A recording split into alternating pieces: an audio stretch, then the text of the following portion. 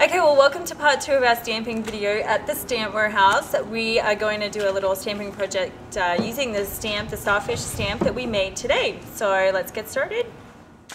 What we're going to do is just take some old pages from an old book, and we're going to just make some art papers, basically. So we're going to use Glimmer Mist first, which we sell at the shop at Somerset. And I've already pre-sprayed a few sheets, but I'm going to show you really quickly how to do that. When you're using Glimmer Mist, you want to make sure that you have a piece of paper underneath the work area so that you don't ruin the surface that you're working on. In this case, I've just taken an old piece of wrapping paper, and we're going to end up having Glimmer Mist on the edges, and I'm going to show you at the end how you'll end up with a really cool piece of homemade wrapping paper. So you're going to just shake up the bottle so that the glimmer is evenly distributed, and then just spray your sheet. And depending on the effect you want, depends on how far you should pull back. So if you want it to be more even, go back further, but I kind of want to see like the little blots there. So, and then you're going to just put that aside to dry.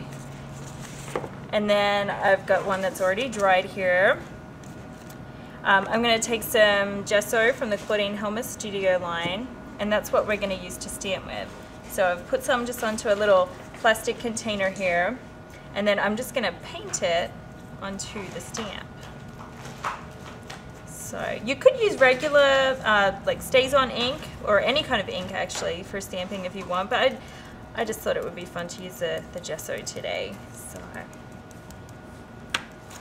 okay, and then you're just going to go ahead and stamp the image onto the paper, and it will take a little while to dry, but once it's dried, the white is going to show up a lot clearer. It's kind of similar to how I've done this butterfly stamp on this one here.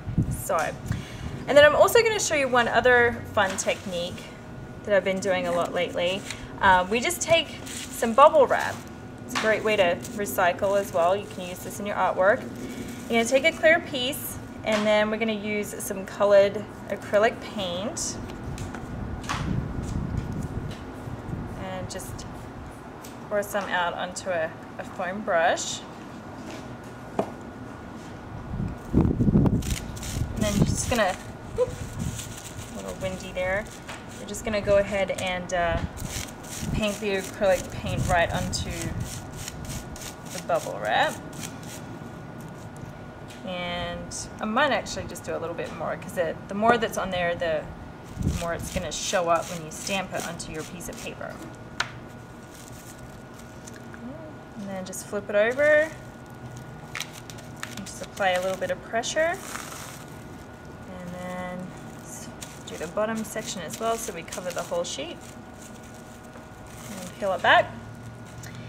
And there you have a fun piece of art paper, and you can go ahead and stamp on that one as well. Just get a little bit more gesso. And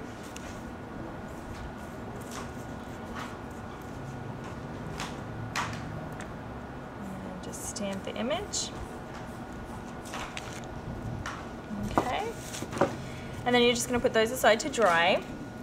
And if you're, decorating a lot of pieces of paper, like I said earlier, when you're glimmer misting, at the end you can end up with a really cool effect. And from all my practice runs and projects that I've been making recently, I did on a similar sheet of paper, and I ended up with this.